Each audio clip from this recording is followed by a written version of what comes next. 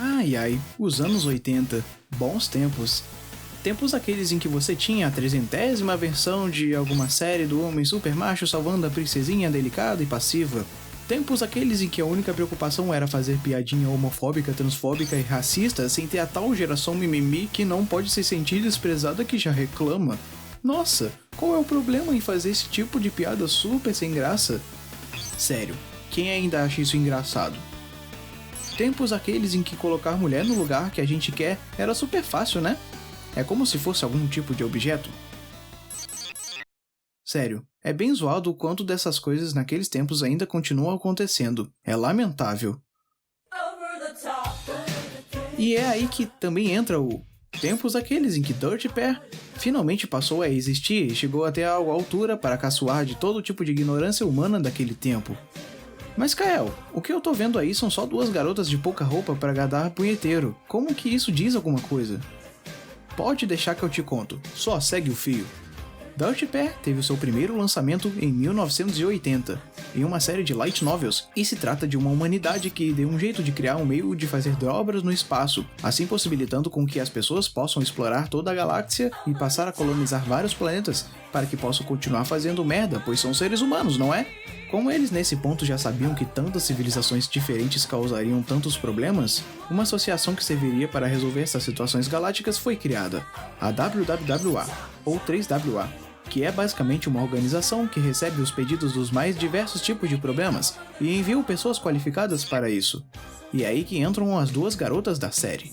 Kei e Yuri é a dupla que participa dessa associação, e a série se passa nas mais variadas e malucas aventuras que se metem por conta desse trabalho. O ais na manga é que, apesar de sempre conseguirem resolver os casos mais absurdos, elas normalmente acabam com um rastro de destruição absurdamente catastrófico.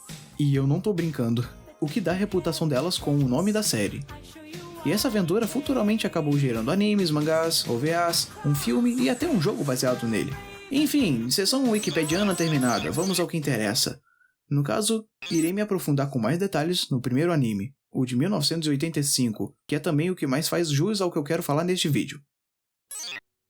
Logo de cara dá pra entender algumas coisas. Uma delas é que o ritmo é totalmente episódico. Ou seja, cada episódio tem sua aventura própria com início, meio e fim, o que acaba trazendo um ritmo muito bom que faz o anime não ser cansativo, e a premissa de vários planetas colonizados traz com que a variedade de lugares e casos diferentes ser basicamente infinito. É um prato cheio para a equipe de produção poder brincar da sua própria forma, do jeito mais criativo que der. Tá, Kael, cadê a cartada na manga que você disse que tem? Cadê o motivo desse vídeo assistir? É aí que eu te digo. Se eu falar que este anime é só isso, ele seria só mais um, não é? Aventuras desventurescas variadas, tretas espaciais e outros fatores eram uma coisa que se tinha muito na época. Mas e se eu te dizer que existe um fator chave que inverte tudo isso e faz com que a série vire praticamente outra coisa e deixe tudo isso mais interessante? Pois é, essas duas garotas não estão aí à toa. Eu diria que daria muito bem para entender a série inteira como se fosse uma grande sátira a praticamente todo tipo de obra que existia naqueles tempos. Sabe, aquele da jornada do herói que é o homem ativo e macho salvando uma garota delicada e gentil, mesmo que por vezes o homem é um baita babaca. Ou que o papel da garota nessas obras sempre fosse justamente a de ser o par do homem, a peça de segundo plano, ou da mulher fraca e que vira dona de casa no final da série. Para começar este argumento, o principal é que todos os papéis desse anime são invertidos. Não existe ninguém com mais profundidade que estas duas. Vendo pelo lado de fora, é normal que possam dizer que são só duas garotas bonitas que servem de base para fetiches normais. Mas quando for perceber, vai ver que esta parte é uma das que o anime melhor consegue fazer, que é justamente na profundidade das duas.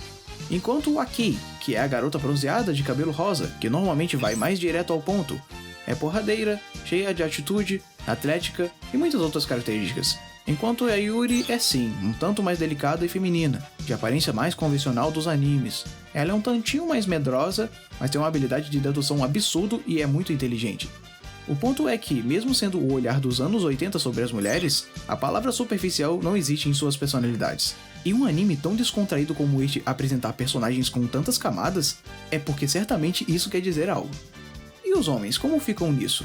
Então, Como eu disse, os papéis foram invertidos, e agora eles que são os com zero de carisma e normalmente estereotipados. É realmente o nível mais raso de homem que isso pode ver em uma animação. E isso é certamente proposital, não consigo ver de outra maneira. O barato disso tudo é que tudo isso é feito da forma mais descontraída e divertida que se pode ter. O anime não banca este elemento como se fosse algo super dramático, são literalmente as garotas fazendo a festa, sendo mulheres com uma liberdade nunca vista antes. É absurdo quão orgânico isso é mostrado pra gente.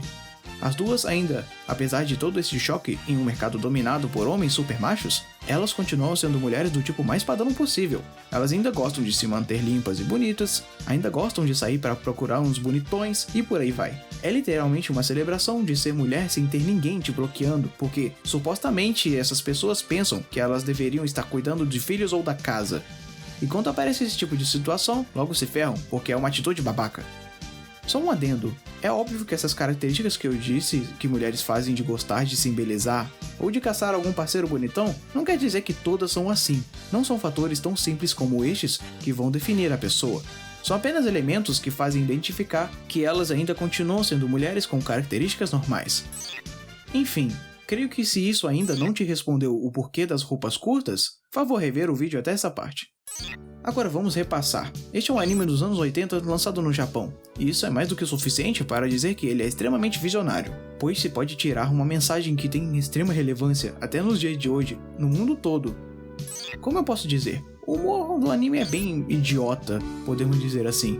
E digo isso pelo lado bom, o que torna tudo mais legal e engraçado. Olha como um exemplo do primeiro episódio, que elas conseguem dar um pan em um supercomputador que controla tudo no planeta simplesmente perguntando pro próprio qual das duas é mais bonita. Ou no segundo em que elas ficam discutindo se preferem homens com pelo no peito ou não enquanto resolvem uma missão. Também tem um episódio em que elas acabam destruindo um hotel inteiro só pra pegar um cara suspeito para depois descobrir que não era o cara em que elas estavam procurando. Você vai encontrar de tudo, tudo mesmo. E é tudo tão dinâmico que você não vai se cansar.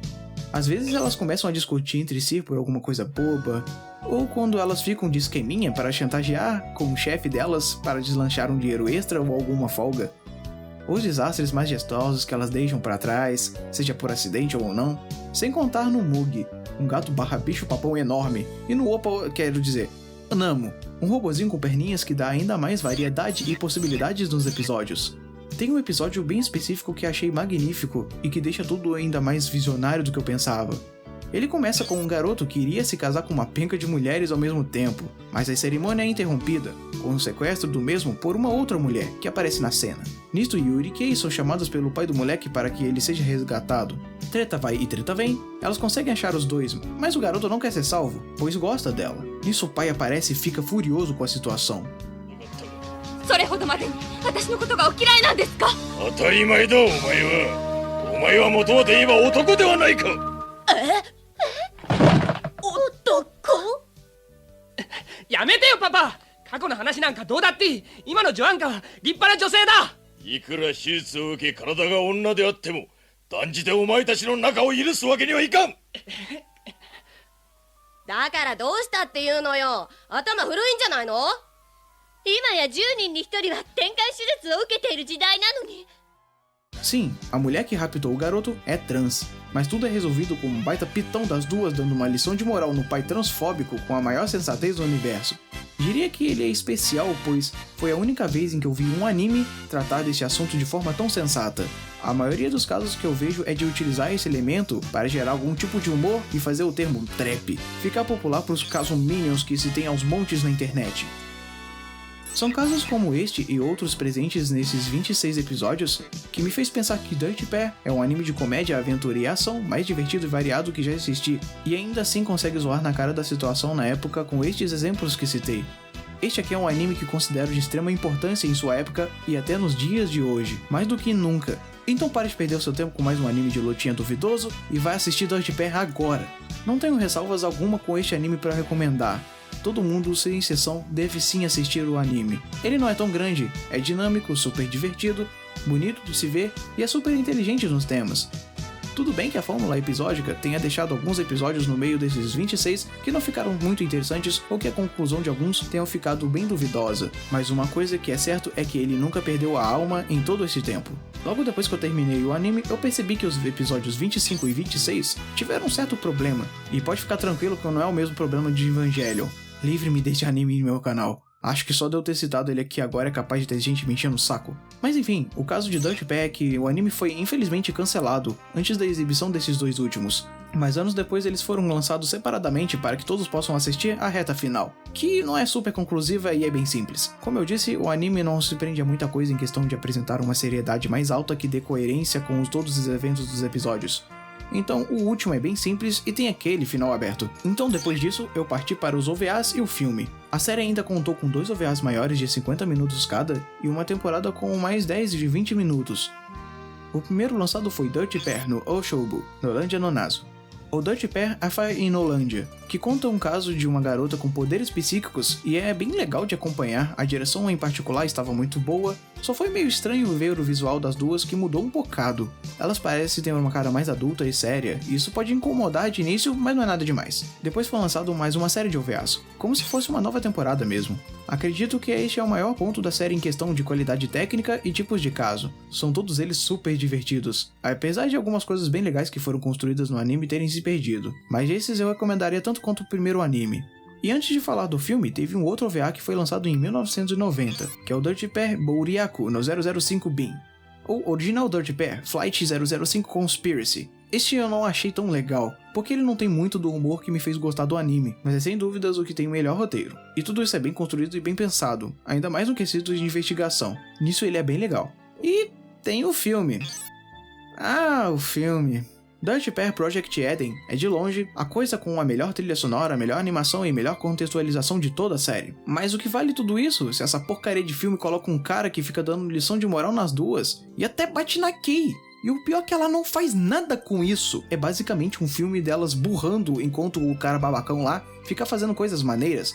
Coisas que ela faz em todos os outros animes. Ainda tem muitos outros bullshits nessa merda que daria pra contar. Mas resumindo, não consigo recomendar este aqui de jeito nenhum. Por mais que ele seja bem animado e tal, é um baita insulto e desrespeito com tudo que o anime construiu até então. E por fim, existe até um jogo baseado no filme. Em minhas pesquisas, fiquei em dúvida se ele lançou mesmo ou não. E independente disso, ele parece aqueles projetos apressados que entregam um jogo super quebrado e de baixa qualidade. É uma pena que só existe esse jogo da obra, pois esta é uma mídia que daria sim muito de boas para ter jogos muito bons.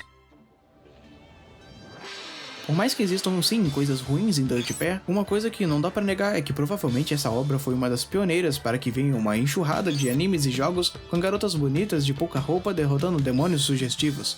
Existem muitos exemplos mesmo desse tipo de coisa. Nos animes mesmo, temos Bubblegum Crisis, que pode ser que eu fale dele no futuro. E nos jogos temos a série Valis, por exemplo, que também irei trazer no futuro.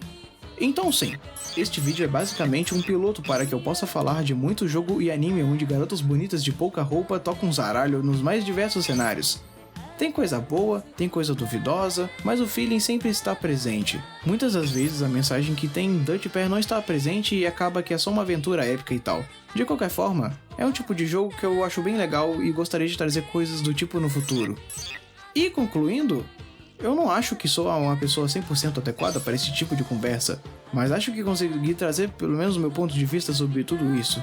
Desde naqueles tempos e até nos dias de hoje, o cenário das mídias em geral é dominado pela exaltação do homem sendo a figura principal de coragem, força e sabedoria, deixando a mulher com papéis de serem frágeis e só existirem para enaltecer ainda mais o homem da questão. Uma mulher que sente na pele esse tipo de situação pode explicar com muito mais facilidade do que eu, certamente. Então você que se considera mulher, que por algum motivo está assistindo esse weeb fedido que vos fala, já assistiu Dirty Pair? Se assistiu, o que achou? Talvez eu tenha falado alguma besteira? Então se acharem algo que tenha incomodado, sintam-se à vontade para comentar aí embaixo. Mas o que importa mesmo é que todos vocês devem sim assistir Dirty Pair o quanto antes.